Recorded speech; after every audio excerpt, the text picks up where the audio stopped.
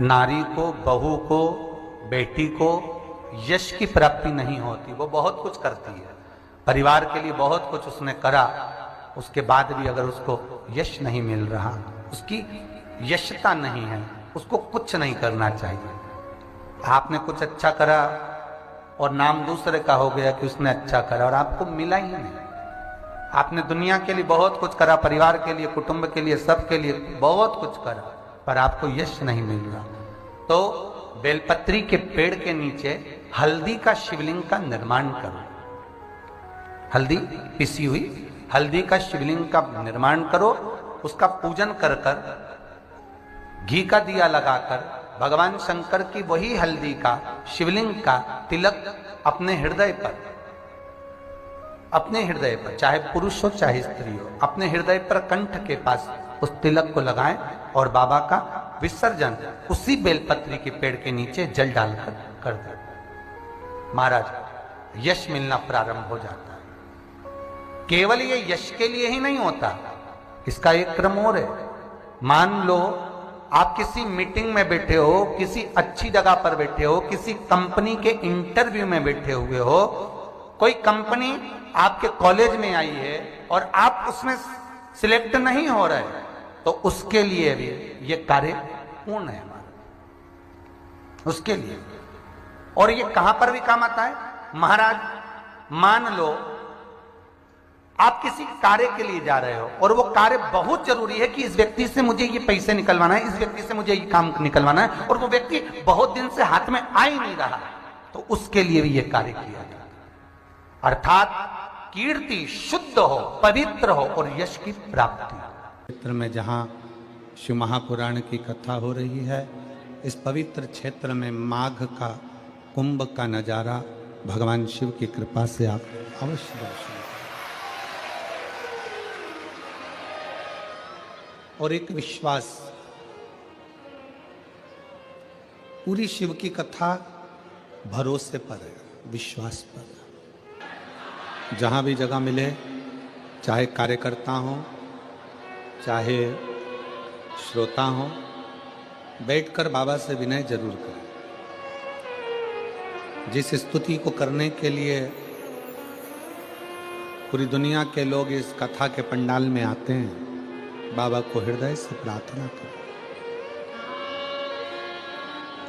साथ में बोलेंगे, आपकी आवाज यहां तक पहुंचे, हमारी और आपकी आवाज बाबा कुबेर भंडारी तक पहुंचे। दिल से प्रयत्न करें।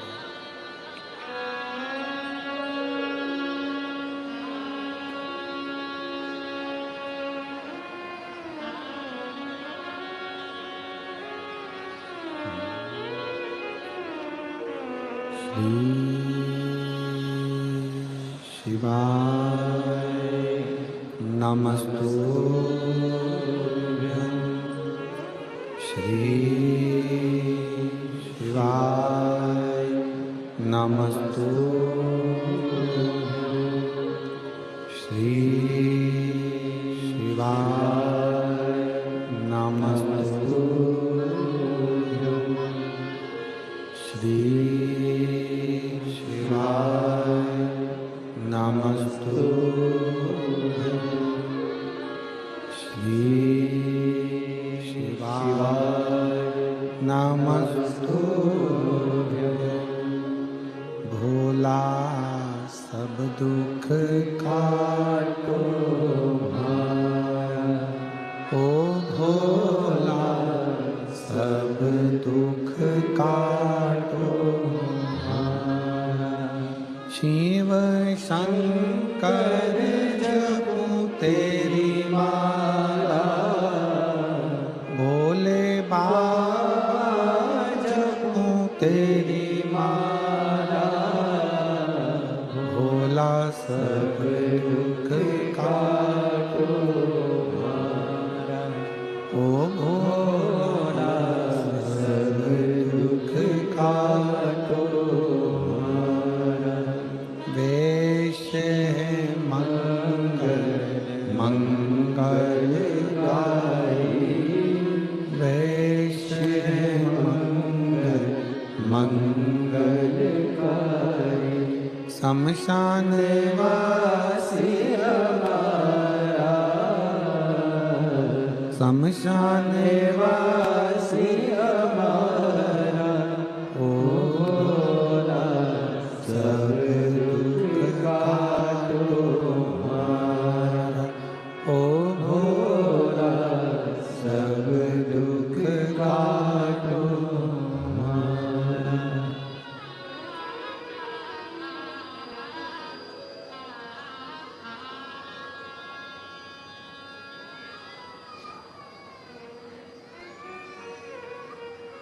भगवान देवादिदेव महादेव शिव ओगड़दानी त्रिकालदर्शी कैलाशी अविनाशी शंकर की कथा करें। पत्रिका खोलते हैं पंडित जी और कह देते हैं कि काल सर्प दोष है। पत्रिका खोलते हैं और कह देते हैं पितृ दोष है। उनसे मेरा निवेदन है, जिसकी पत्रिका में काल सर्प दोष है, पितृ दोष है, उनसे निवेदन करूंगा, यदि काल सर्प दोष है और आप त्र्यंबकेश्वर जाकर पूजन नहीं करा सकते काल सर्प दोष की, तो एक तांबे के कलश में शक्कर भर लो, उस पे चांदी के 2 नाग नागिन रख लो।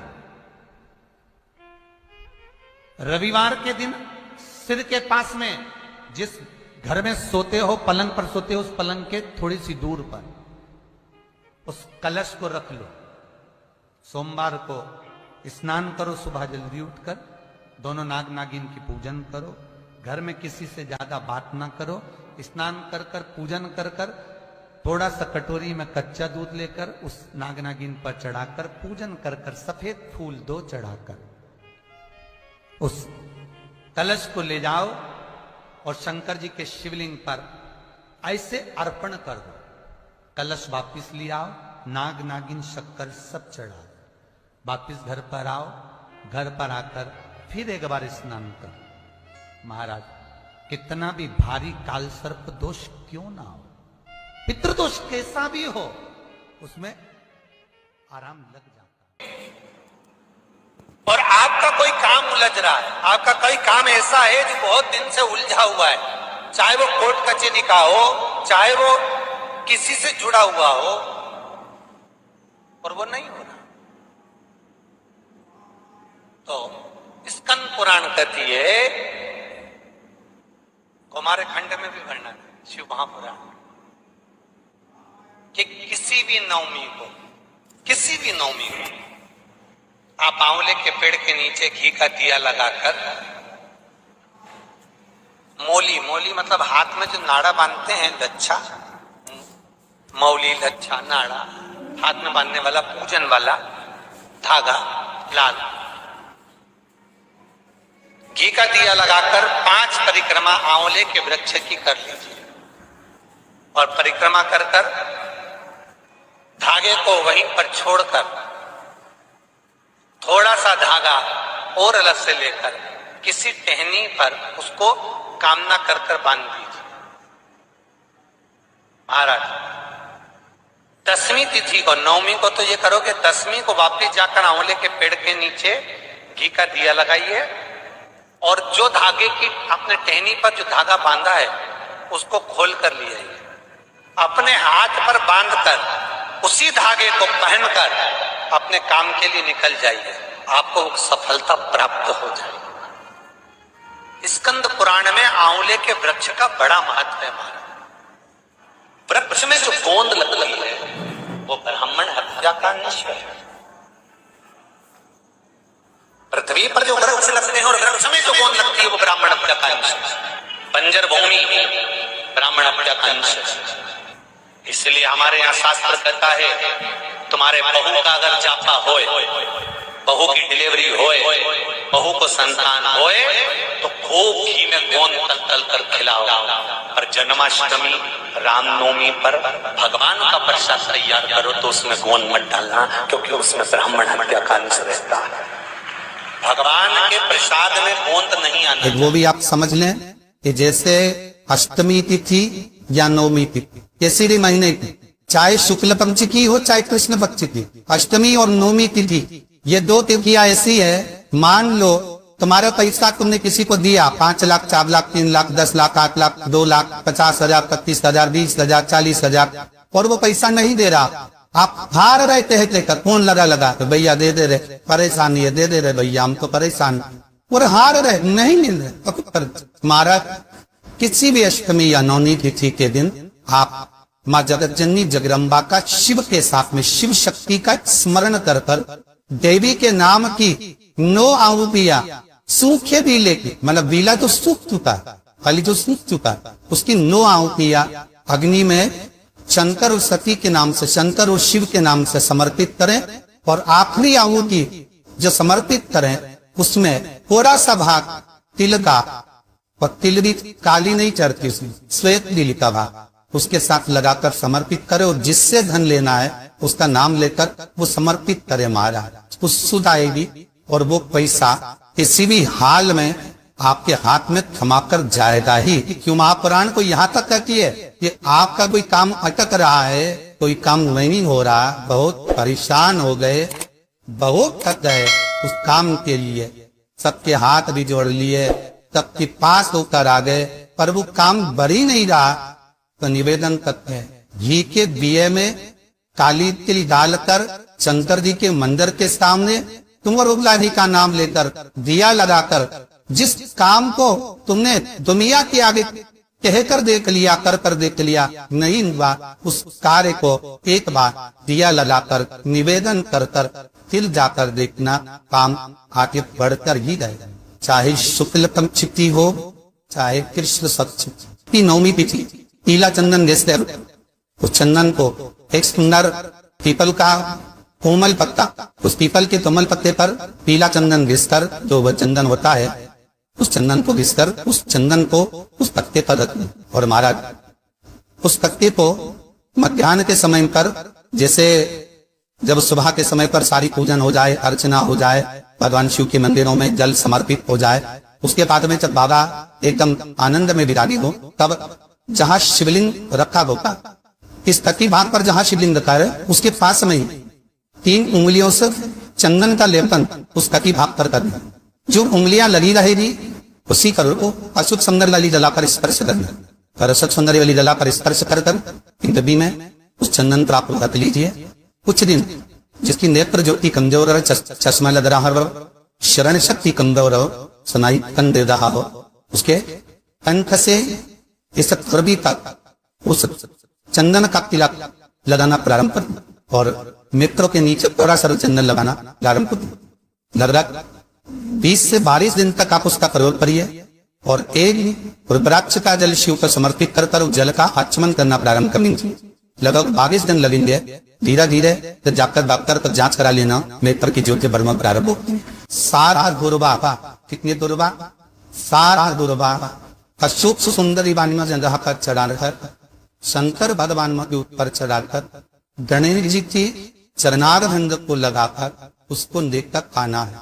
हाथ का केशवर महादेव का स्मरण कर उसको लेकर आए उन्हें उदर में, पेट में, तो वो बीमार में दो, बहुत ज्यादा तकलीफ हो रही हो, शरीर के अंतर्गत एसिडिटी रहती हो या पेट ही अंतर्गत कोई ना कोई बीमारी बनी ही रहती हो, उसको किसी भी दिन सुबह के समय जब आप दुर्बा लेकर आए, 5 दिन, 6 दिन, 7 दिन में एक एक कर कर खाली पेट उसको चबा चराब कर खा लो और पानी पी।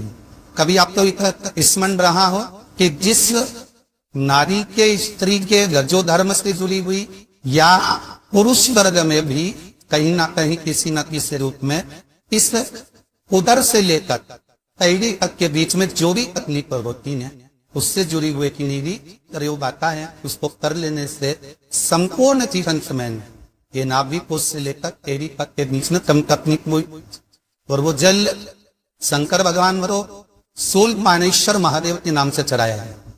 कौन सा महादेव के नाम से? शूलपाणेश्वर महादेव, शूलपाणेश्वर, उसका भी स्थान एक जल का आचरण। पहले तो नवमी तिथि का दुर्गा भगवान शंकर को समर्पित करते हुए, अशुभ सुंदरी वाली जगह का समर्पित करते हुए श्री गणेश जी महाराज कहते हैं, किसी नारी की जिंदगी कभी तरह से जी रही होती है, शिव पुराण कहती है, एवं चावल का दाना, एक कप तक एक बेलपत्र और एक पुष्प की, लाल पुष्प की पंखुड़ी माँ मालिनी के नाम से, माँ गौरा के नाम से, आदिशक्ति के नाम से 3 नामों का स्मरण कर कर मालिनी माँ गौरा आदिशक्ति का स्मरण कर कर जो शुभ सुंदरी वाली जगह पर समर्पित कर देती है नारी, उसकी जिंदगी से दुख समाप्त हो जाता है। पर वह बुशी ही और अग्रंड घर में अगर कोई व्यक्ति बीमार पड़ा, घुटने दुख रहा हो, कमर दुख रही हो, पीठ दुख रही हो, कंधा दुख रहा हो, सिर दुखता रहता हो, आंखों में जलन रहती हो, कोई भी तकलीफ रहती हो, तो सीधी सीधी शिव पुराण कहती है तो 14 दाने चने की दाल के लेकर उस व्यक्ति पे से 14 बार उतार कर शंकर जी का नाम लेकर शंकर जी के मंदिर में शिव जी पे चढ़ा दो, उस व्यक्ति का शारीरिक कष्ट बंद हो जाए। आपका कोई काम। सूर्य नारायण भगवान को रविवार के दिन पूजा जाता है। वैसे तो नियम से रोज जल चढ़ना चाहिए, पर अगर बीपी शुगर वाले हैं, आप रोज जल चढ़ा रहे हो तो रविवार सोमवार का ध्यान कर लेना। रविवार को चढ़ाए तो सोमवार को शिव जी को चढ़ाए, उसी तांबे के लोटे। जिसको कैंसर जैसी बीमारी हो, लीवर किडनी की बीमारी हो, डायलिसिस चल रहा हो या बीपी ज्यादा ऊंचा नीचा हो रहा हो, तो रविवार के दिन जब सूर्य नारायण भगवान को अर्घ दो, रविवार के दिन जब सूर्य नारायण भगवान को अर्घ दो, और रविवार के दिन जब सूर्य नारायण भगवान को अर्घ दोगे तो उसी तांबे के लोटे को धोना मत, रख देना, और उसी तांबे के लोटे को रविवार को सूर्य को अर्घ देकर वही तांबे के लोटे में फिर पानी भर लेना, और सोमवार के दिन उसी तांबे के लोटे से शंकर जी को जाकर जल चढ़ा देना, और उस पानी को लाकर थोड़ा सा आचमन कर लेना। बीपी और शुगर लेवल में आना प्रारंभ हो जाएगा। 2-4 हफ्ते कर देखो। सूर्य नारायण भगवान को रविवार के दिन पूजा जाता है। वैसे तो नियम से रोज जल चढ़ना चाहिए, पर अगर बीपी शुगर वाले हैं, आप रोज जल चढ़ा रहे हो तो रविवार सोमवार का ध्यान कर लेना। रविवार को चढ़ाए तो सोमवार को शिव जी को चढ़ाए, उसी तांबे के लोटे से, उसी पात्र से। अभी तो लोगों को यही नहीं मालूम था कि सूर्य नारायण भगवान को जल चढ़ाते हैं तो वो जल का जो पानी निकलता है, सूर्य की किरण पड़ती है तो शरीर के रोग ठीक कर देती है। अब लोगों को जरा पानी चढ़ाना चालू तो करने दो। हॉस्पिटल में कोई बीपी और शुगर वाला नहीं जाएगा, सब घर में ही ठीक हो जाएगा। भगवान को जब जल चढ़ाया जाता है, हाथ सिर से 8 इंच की दूरी पर होना चाहिए। जम के बोलिए, सिर से कितना ऊंचा होना चाहिए? 8 इंच ऊपर अपना हाथ होना चाहिए मस्तक से सूर्य को जल चढ़ाते समय। और ना चांदी का, ना स्टील का, न लोहे का, न प्लास्टिक का, न कांच का, न सोने का कोई बर्तन, न कांसे का, न एल्युमिनियम का, न पीतल का, केवल एक पात्र होना चाहिए, वो है तांबे का। काय का पात्र होना चाहिए? तांबे का पात्र। और सूर्य नारायण भगवान को जब 8 इंच ऊपर तुम्हारा हस्त है, और जब हम सूर्य को जल चढ़ा रहे हैं, कैसे जल चढ़ाना है वो भी समझ लीजिए।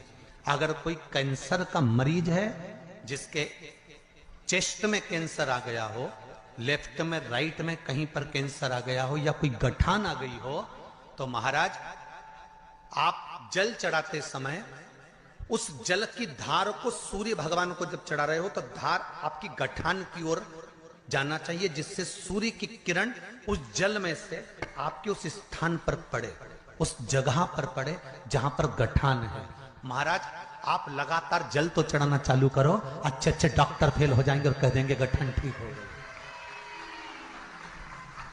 आपका लीवर और किडनी गड़बड़ कर रहा है, आप प्रतिदिन आपका स्वास्थ्य गड़बड़ रहता है, आप प्रतिदिन ये ज्योतिष शास्त्र के अंतर्गत, रत्न शास्त्र के अंतर्गत, ये रत्न शास्त्र, ज्योतिष शास्त्र, रंग शास्त्र जो हमारे यहाँ है, रंगों के हिसाब से ये जितने रत्न होते हैं, माणिक हुआ, सोना, मोती हुआ, नीलम हुआ, मूंगा हुआ, पुखराज हुआ, ये क्यों कहते हैं ये पीला है, ये सफेद है, ये नीला है, ये लाल है, इसको शरीर में क्यों पहनाते हैं? उसका कारण होता है कि जब शरीर में पहनते हैं, सूर्य की किरण उसमें पड़ती है, हमारे शरीर पर वो कलर का इफेक्ट पड़ता है, उस कलर को शरीर पर लगता है, और शरीर पर लगता है तो हमारा शरीर धीरे धीरे, हमारी जो इंद्रियां हैं वो सही होने लगती हैं, काम सही होने लगता है। तो आप कहते हो ना सब, मैं कौन सा नक पहनूं, मैं कौन सा मोती पहनूं, मैं कौन सा पुखराज पहनूं, मैं कौन सा नीलम पहनूं, वो ज्योतिष शास्त्र के अंतर्गत, रत्न शास्त्र के अंतर्गत जितने रत्न हम पहनते हैं ये केवल उस किरण के लिए ही तो पहनते हैं कि जो सूर्य की किरण मिले, उस किरण का प्रभाव हमारे शरीर पर पड़े। तो इन सबसे अच्छा है कि सुबह शंकर भगवान का नाम लो, तांबा का लोटा में जल भरो, 8 इंच ऊपर सिर से हाथ होना चाहिए, और सूर्य नारायण भगवान का दर्शन साधारण नहीं, जो जल तुम चढ़ा रहे हो वो जल की जो धार आ रही है उसमें सूर्य का दर्शन होना चाहिए, तो कैंसर की बीमारी कभी नहीं हो सकती। लीवर, किडनी, हार्ट, आपके हार्ट में अगर तकलीफ है, डॉक्टर ने कह दिया कि इसमें नस चोक है, आपको कहीं ना कहीं छल्ला डलेगा, आपको कह दिया इसमें कुछ ना कुछ प्रॉब्लम आ रही है, आप सूर्य को अर्घ देना चालू कर दो, सूर्य को जल चढ़ाना चालू कर दीजिए। आप सूर्य को जल चढ़ाओ, वो जल की जो तरंग आ रही है, वो जल जो निकल कर जा रहा है, उसकी जो किरण आपके हृदय पर, आपकी छाती पर पड़ रही है, नाड़ियों में पड़ रही है, नसों में पड़ रही है, उसका बल देखो तो सही। 1 महीना लगातार चढ़ाओ, तो 15 दिन 20 दिन कर तो देखो। क्यों राम जी महाराज जल चढ़ाते थे, क्यों भगवान कृष्ण जल चढ़ाते थे सूर्य को, क्यों दशरथ जी महाराज जल चढ़ाते थे, क्यों कश्यप ऋषि जल चढ़ाते थे सूर्य को, सारे 33 कोटि देवता, सारे ऋषिवर, साधु संत सन्यासी तपस्वी साधक उपासक सब भगवान सूर्य को अर्घ दिया करते थे। क्यों देते थे, किस लिए?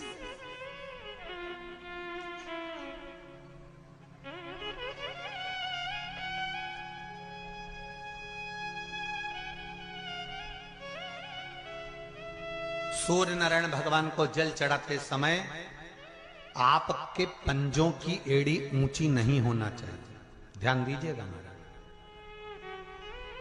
आपका पंजा पांव का पूरा की पूरा जमा होना चाहिए भूमि पर।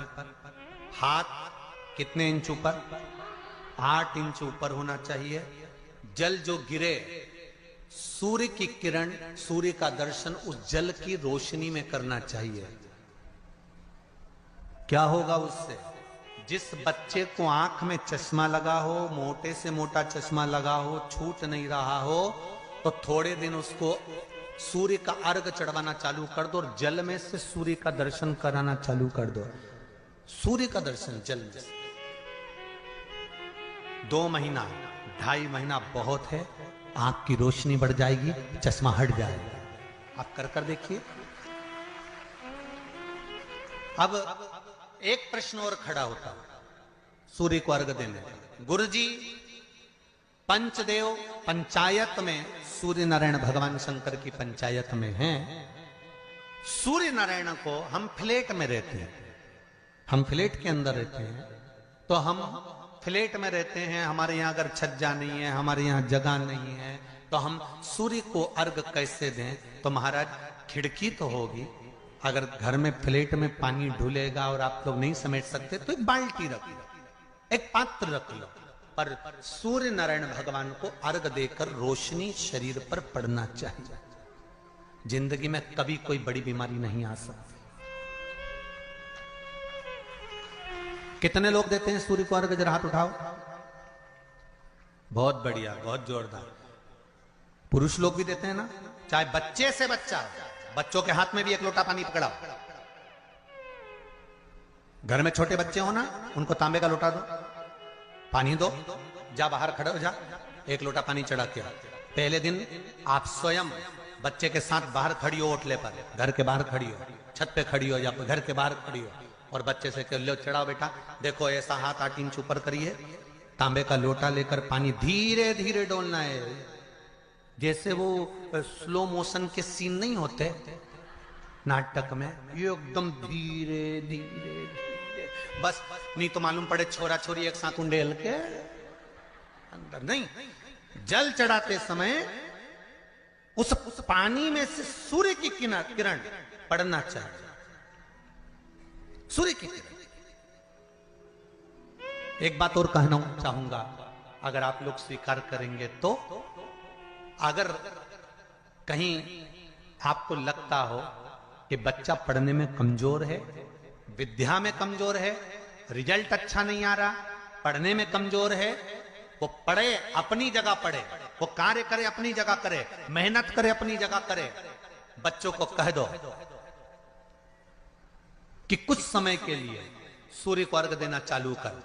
सूर्य की किरण जहां पर ब्राह्मण या हिंदू धर्म का व्यक्ति मस्तक पर तिलक लगाता है, भुकुटियों के बीच में उस सूर्य की किरण इस भुकुटी के बीच पड़ना चाहिए, परंतु पानी कम से कम ना करते हुए स्लो मोशन में धीरे धीरे गिरना चाहिए, एकदम धीरे धीरे। तो यहां एक रेखा सूर्य की किरण से पड़ती है।